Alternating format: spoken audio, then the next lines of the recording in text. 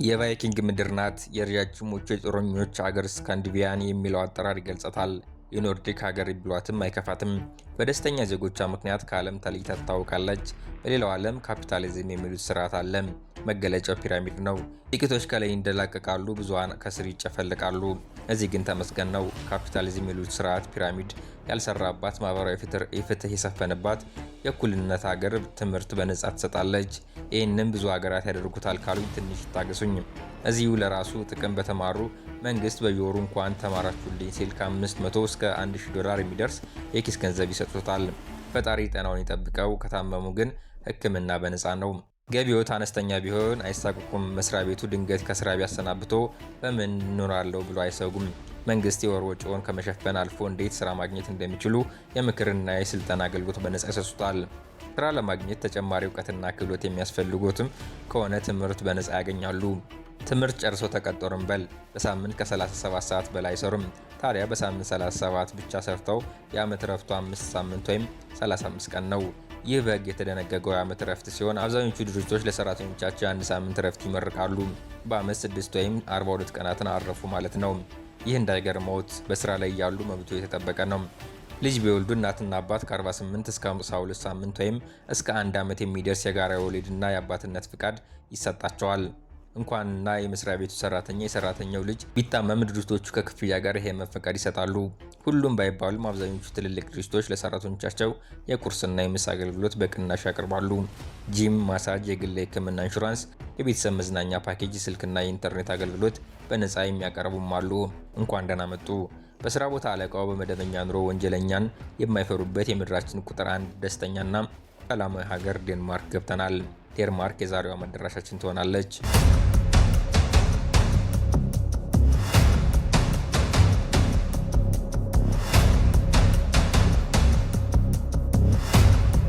ዴንማርክ ከአውሮፓ ትናንሽ ሀገራት አንዷ ናት። በዓለም 136ኛ ደረጃ ላይ ትቀመጣለች።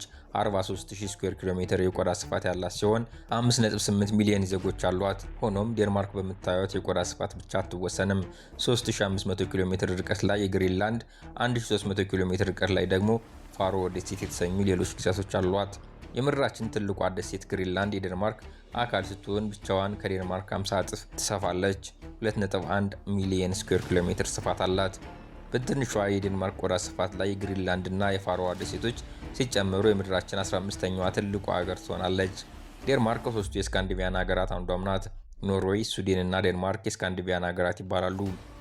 እዚህ ዝርዝር ውስጥ የፊንላንድና አይስላንድን የሚጨምሯቸው ቢኖርም አይስላንድ በጂኦግራፊ አቀማመጧ፣ ፊንላንድ ደግሞ በቋንቋ ከስካንዲቪያን ሀገራት ይለያሉ። ሆኖም እነዚህ ሀገራት የሚያካትት ሌላ መጠሪያ አለ። ኖርዌይ፣ ስዊድን፣ ዴንማርክ፣ ፊንላንድ፣ አይስላንድን፣ ግሪንላንድ፣ ፋሮ እና ኦላንድ ደሴቶች የኖርዲክ ሀገራት የሚል የወል መጠሪያ አላቸው። ስካንዲቪያን እና የኖርዲክ የሚለው ቃል እያቀያየሩ የሚጠቀሙ ሰዎች መኖራቸው ሳይረሳ በተለያዩ ወቅቶች ራሳቸውን ችለው የሀገር ማዕረግ እስኪያገኙ ድረስ ሁሉም የኖርዲክ ሀገራት የዴንማርክ ግዛቶች ነበሩ። ዛሬ ላይ ግን ከጀርመን ውጭ ዴንማርክ በመሬት የሚዋሰናት ሀገር የለም። የዴንማርክ ዋና ከተማ ኮፐንሃገን ትባላለች። በፕሌን ለሚመጡ ተጓዦች የመጀመሪያ መዳረሻቸው ኮፐንሃገን ኤርፖርት ይሆናል። ከኤርፖርት መሃል ከተማዋ ያለው ርቀት 8 ኪሎ ሜትር ይረዝማል። ከኤርፖርት እንደወጡ የታክሲ የባስና የባቡር የትራንስፖርት አማራጮች ያገኛሉ። ኮፐንሃገን የተዋጣለት የብዙኃን ትራንስፖርት አገልግሎት ካላቸው አውሮፓ ከተሞች አንዷ ናት። ምርጫው ታክሲ ሲሆን ከመሃል ከተማ ለመግባት በትንሹ ከ250 እስከ 300 ዳኒሽ ክሮን ወይም ከ35 እስከ $50 ያስወጣዎታል። ላገኙት አገልግሎት በካሽ፣ በክሬዲት ወይም በአፕል ፔይ መክፈል ይችላሉ። ኡበር ባይኖረው ሁሉም የታክሲ አገልግሎቶች ልክ እንደ ኡበር በሜትር ነው የሚያስከፍሉት። ሆኖም ከ30 ደቂቃ በላይ ለማይወስድ ጉዞ $50 ውድ ነው። ቅናሽ ያላቸው አማራጮች እናሳያችሁ። ከኤርፖርት እንደወጡ የሚመለከቱትን የቲኬት ማሽን ያገኛሉ። ማሽኑ በዴኒሽ፣ በጀርመንኛ፣ በእንግሊዝኛ ቋንቋዎች ይሰራል። የሚችሉትን ቋንቋ መርጠው የሚሄዱበትን ቦታ አስገብተው ቲኬት መግዛት ይችላሉ። ከማሽኑ የሚገዙት ቲኬት ለባስ፣ ለባቡርና ለሜትሮ ትራንስፖርቶች ያገለግላል። ሜትሮ የባቡር አገልግሎት ቢሆንም ከኮፐንሃገን ሳይወጣ አገልግሎት የሚሰጥ በመሆኑ የከተማ ባቡር ልንለው እንችላለን። ምቾቱም ከመደበኞቹ የተሻለ ነው። የብዙኃን ትራንስፖርቶችን ከመረጡ በታክሲ $50 የሚያስወጣዎትን መንገድ ከ$5 ባነሰ ዋጋ መግዛት ይችላሉ። ለፍጥነት ሲባል ግን ከባስ ይልቅ የሜትሮ አገልግሎት ቢጠቀሙ ይመረጣል። እንደ ትራፊክ ሁኔታ ቢለያይም በባስ መሃል ከተማ ለመግባት በአማካኝ 45 ደቂቃ ይወስድብዎታል። በባቡር ከሆነ ግን 15 ቢበዛ 20 ደቂቃ ቢወስድብዎት ነው። አሁን መሃል ከተማ ደርሰናል። ከ40 ዓመት በፊት ኮፐንሃገን ይህንን አትመስልም ነበር። በተለይም በ1980ዎቹ የመጨረሻ ለውድቀት የቀረበች ከተማ ነበረች። ለኢኮኖሚ ጀርባ አጥንት የነበሩት ኢንዱስትሪዎች ከተማዋን ለቀው የወጡበት፣ ለኑሯቸው ምቹ ባልሆኑ ምክንያት ነዋሪዎቿ ሳይቀሩ ጥሏት የተሰደዱበት፣ የወንዝ ዳርቻዎቿ ከፋብሪካ በሚወጡ ዝቃጭ የተበከሉበት፣ ወጣቶች ለኑሮ የማይመርጧት ከተማ ነበረች። ዛሬ ታሪክ ተቀይሯል። ከ40 ዓመት በፊት የራሷ ዜጎች ለኑሮ የሚመርጧት ከተማ ዛሬ ለኑሮ ምቹ ከሆኑ የዓለማችን ከተሞች በሁለተኛ ደረጃ ትቀመጣለች። ኮፐንሃገን የሳይክል ቁጥር ከመኪና ቁጥር የሚበልጥባት፣ 60 ከመቶ ነዋሪዎቿ ሳይክል እንደ ዋነኛ የትራንስፖርት አማራጭ የሚጠቀሙባት ከተማ ናት። ሳይክል ለመጋለብ ቀስተኛና ምቹ አቀማመጥ ያላት፣ አፍንጫ የሚሰነፍጥ መጥፎ ጠረን የማታመነጭ፣ ከብክለት የጸዳች ንጹህ ከተማ መሆኗ ሳይክል ጋላቢዎች ገነት አድርጓታል። ኮፐን የካርበን ልቀትን ዜሮ ለማድረስ አቅዳ መስራት የጀመረችው እንደ አውሮፓውያን አቆጣጠር በ2012 ነበር። ሊያልቅ በተቃረበው በፈረንጆች 2025 ዜሮ ይደርሳል የተባለው የካርበን ልቀት መሳካት አለመሳካቱ እስካሁን ባይታወጅም ከነፋስ የሚመነጭ ታዳሽ ኃይልን በመጠቀምና አረንጓዴ ስፍራዎችን በማስፋፋት የዓለማችን ላይ ለኑሮ ምቹ የምትባል ከተማ መሆን ችላለች።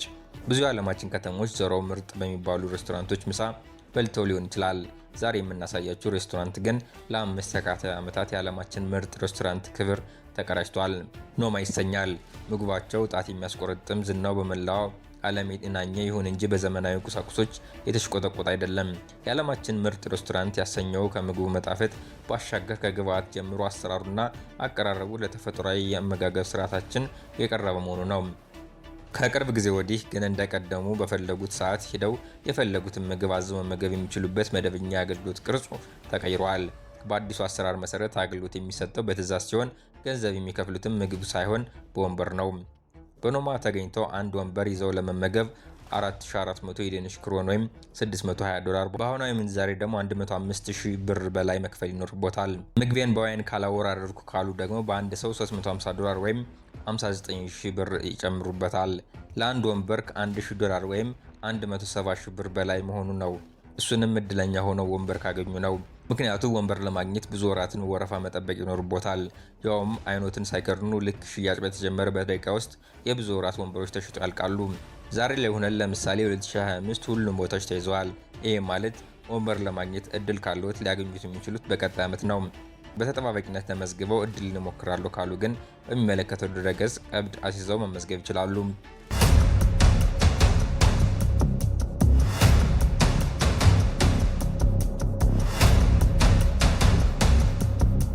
ኮፐንሃገን ከመደበኛው አኗኗር ዘይቤ ርቀው በራሳቸው ዓለም መኖር ለሚፈልጉ ዜጎች የፈለጉትን አይነት የአኗኗር ስታይል እንዲከተሉ ነፃነትን የሰጠ ከተማ ናት። በከተማዋ መንግስት፣ ግለሰቦችም የማይቆጣጠሩት ነፃ ዜጎች ማህበረሰብ መስርተው እንደ ፍላጎታቸው የሚኖሩበት ሰፈር አለ። ፍሪታውን ክርስቲያን ይባላል። ቀድሞ ወታደራዊ ማዘዣ ነበር። የተወሰኑ አፈንጋጭ የህብረተሰብ ክፍሎች አካባቢውን ወረው መኖር የጀመሩት እንደ አውሮፓውያን አቆጣጠር በ1971 ነበር። ውስን በሆነ መልኩ ወንጀልን ለመቆጣጠር ከሚመላለሱ የከተማ ፖሊስ ውጪ አካባቢው ከመንግስት ቁጥጥር ነፃ ነው። አደንዛዥ ዕፅ በብዛት የሚሸጥበት፣ በዴንማርክ በአውሮፓ ያልተለመደ አይነት በቀለም ያሸበረቁ ቤቶች የሚገኙበት፣ በለስላሳ ሙዚቃና በሌሎች የጥበብ ስራዎች የሚታወቅ ሰፈር ነው።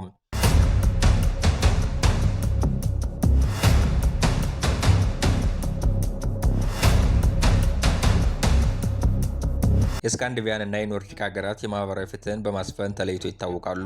ዴንማርክ ደግሞ በዘርፉ በዓለም የሁለተኝነት ክብር ተሰጥቷታል። የዴንማርክ የሀብት ምንጮች ዜጎቿ ናቸው። ዴንማርክ ከፍተኛ ገቢ ካላቸው ዜጎች እየወሰደች ዝቅተኛ ገቢ ላላቸው ዜጎች የምታከፋፍልበት ስርዓት አላት። ግብር ይባላል።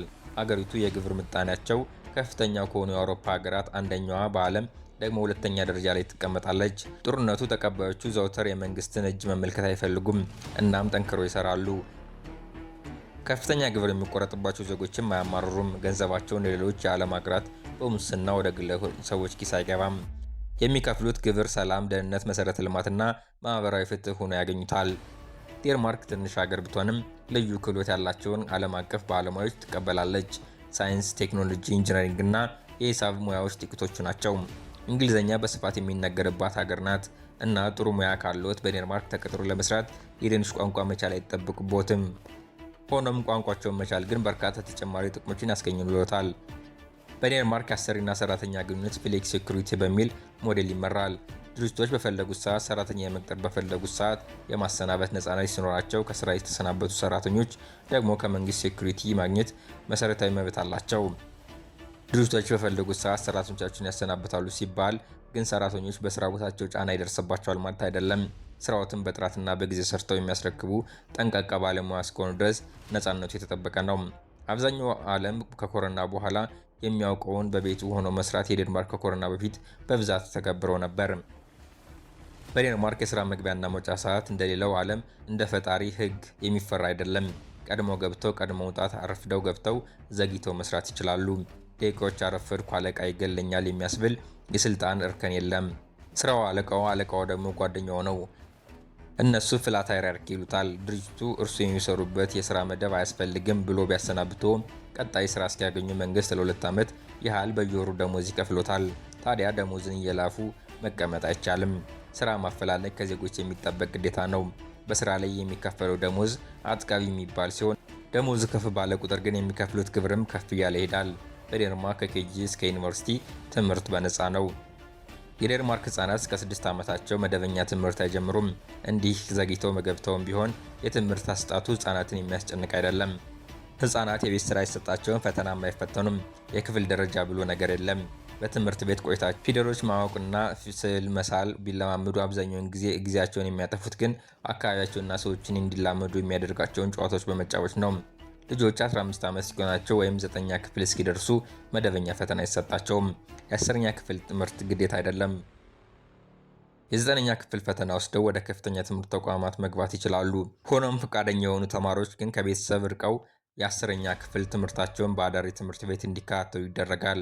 ይህም ራሳቸውን ወደ መቻል የሚሸጋገሩበት ወቅት በመሆኑ ኮሌጅ ከመግባታቸው በፊት ህይወትን የሚለምዱበት ጊዜ ተደርጎ ይቆጠራል። ከሰዎች ጋር በህብረት መኖር የሚችሉበት የህይወት ክፍሎት ይማራሉ። የራሳቸውን ምግብ አብስሎ መብላትን ጨምሮ ዋና፣ የጀልባ ቀዘፋና ሁሉንም አይነት ግለሰባዊ ኃላፊነቶችን መሸከም ይለማመዳሉ።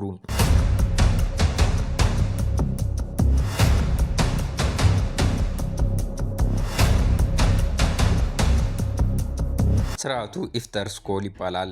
የዴንማርክ ተማሪዎች የሁለተኛ ደረጃ ትምህርታቸውን አጠናቀው ከፍተኛ የትምህርት ተቋማትን ሲቀላቀሉ መንግስት በየወሩ የኪስ ገንዘብ ይሰጣቸዋል።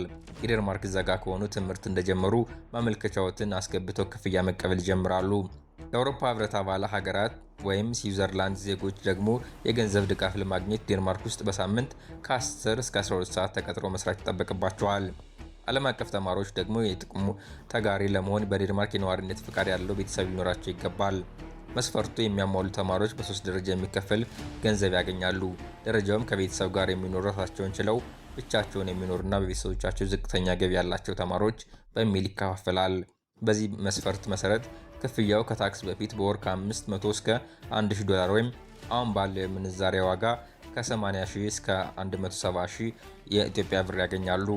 ይህ ገንዘብ የማይበቃቸው ተማሪዎች ደግሞ በወር $450 በብድር መልክ መውሰድ ይችላሉ። በዴንማርክ የጤና ተቋማት በአብዛኛው የመንግስት ናቸው። የገቢና የኑሮ ደረጃ ልዩነት ሳይደረግ ሁሉም የሀገሪቱ ዜጎች ነፃ የሕክምና አገልግሎት ያገኛሉ። በሀገሪቱ የግል ሆስፒታሎች ውስን ሲሆኑ በርከት ያሉ የግል ክሊኒኮች ግን ይገኛሉ። ክሊኒኮቹ በመንግስት የጤና ኢንሹራንስ የማይሸፈኑ የሕክምና አገልግሎቶችን ይሰጣሉ። እንደውን የሁኔታው ቢለያይም በግል ክሊኒኮች ለሚያገኙት የሕክምና አገልግሎት መንግስት የተወሰነ ወጪ ይጋራውታል። በመንግስት የጤና ተቋማት ሕክምና ነፃ ቢሆንም ጥቂት የማይባሉ ዴንማርካውያን ግን የግል የጤና ኢንሹራንስ ይጠቀማሉ። አብዛኞቹ ትላልቅ ቀጣሪ ድርጅቶችም ለሰራተኞቻቸው የግል ጤና ኢንሹራንስ ይገቡላቸዋል።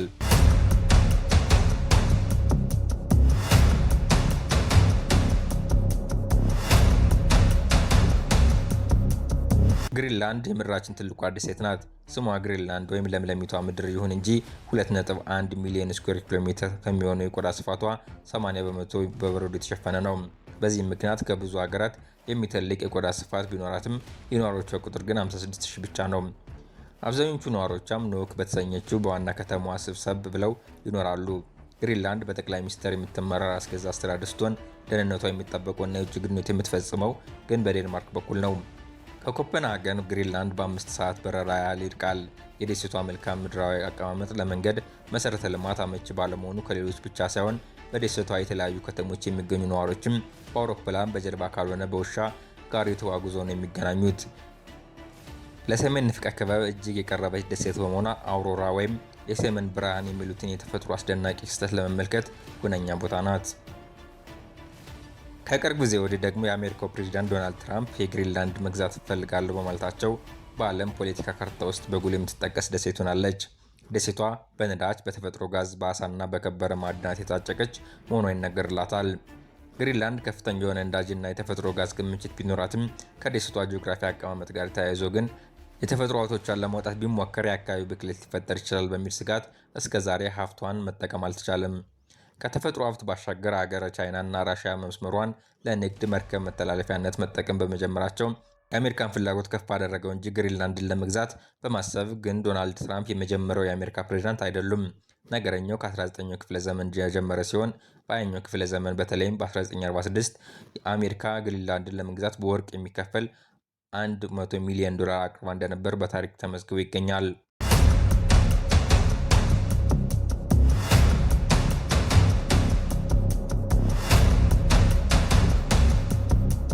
ዴንማርክ በርካታ የሚያጓጉ ነገሮች ቢኖራትም ደካማ ጎኖችም አሏት። ዓለምን እያመሳት የሚገኘው የኑሮ ውድነት አንዱ ነው። ዜጎቿ ጥሩ ክፍያ የሚያገኙ በመንግስታቸውም የሚደጎሙ በመሆናቸው ግን የኑሮ ውድነቱን መቋቋም ችለዋል። እንደ ኢትዮጵያ ካሉ የ13 ወራት ጸጋይ ከሚያገኙ ሀገራት ላይ የሚመጡ ሰዎች የዴንማርክ አየር ሁኔታ ፈታኝ ይሆንባቸዋል። ዴንማርክ ዓለማችን ላይ ትንሽ የፀሐይ ሙቀት ከሚያገኙ ሀገራት አንዷ ናት። ሌላው ከፈታኝ ሁኔታ ቋንቋቸው መልመድ ነው። ሁሉም በሚባል ደረጃ ዜጎቿ መሰረታዊ እንግሊዝኛ ክህሎት ቢኖራቸውም ዴንማርክን ሀገሬ ብሎ ለመኖር ግን የዴኒሽ ቋንቋ መልመድ ወሳኝ ነው። ችግሩ ታዲያ ቋንቋቸው በቀላሉ የሚለመዱ አይደለም። ሌላው ተፈላጊነት ያለው ልዩ ሙያ ከሌለዎት በቀር በዴንማርክ ስራ ፈልጎ ማግኘት ፈተና ሊሆንቦት ይችላል። ስራ ማጣትን የዴኒሽ ቋንቋን በመልመድ የኑሮ ውድነትን ደግሞ ከኮፐንሃገር ወጣ ብሎ በትንሽ ከተሞች በመኖር ማለፍ ይችላሉ።